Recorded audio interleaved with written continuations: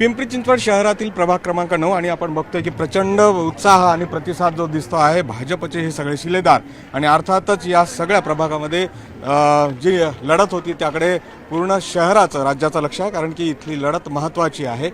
तुम्हाला इथली लढत महत्त्वाची वाटते की नाही? तुमचा जो पुढचा उमेदवार आहे तो तुल्यबळ आहे का?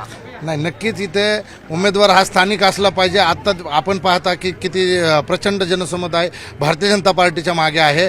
इथला जो उमेदवार आहे तो उमेदवार इथं कधी प्रभागात कुणी पाहिलाच नाही। आम्ही काम करणारी लोक आहोत आणि कमळाची फुलं वाटताय तुम्ही, कमळाची प्रवर्गातली फुलं। हा, कमळ या चिन्हावरतीच मतदान होणार आहे आणि येणाऱ्या 16 तारखेला गुलाल आमचाच असणार आहे। परंतु काय महत्त्वाचं वाटते या नागरिकांचा एवढा विश्वास तुमच्यावर दिसतो आहे, निवडणूक तुम्हालाच कौल मिळेल जनतेचा? नाही, नक्कीच जनतेचा कौल आम्हालाच असणार आहे, भारतीय जनता पार्टीला असणार आहे। कारण की आम्ही 12 वर्ष लोकांच्या संपर्कात आहे, कामं करतोय। आम्ही वरतून आलेलो नाहीये कुठून आणि वरतून जाणार पण नाहीये। यानंतर निवडून आल्यानंतर देखील या प्रभागात विकासाची कामं आम्ही करू। कमलेश वाळके हे तरुण उमेदवार भाजपचे आणि आपण बघतोय की त्यांच्यासोबतचे सगळे शिलेदार जे आहेत ते अशा पद्धतीने नजर जाईल तिथवर ही सगळी मंडळी त्यांच्या सोबत आहे आणि ही जी यात्रा आहे थोडाच काळ उरला आहे या प्रचारासाठी आणि त्यामुळे आपण बघतोय की लगबग आहे। प्रभाग क्रमांक 9 मध्ये देखील आपलाच विजय होईल असा विश्वास इथल्या भाजपच्या उमेदवारांना वाटतो। येणारा काळ ठरवणार आहे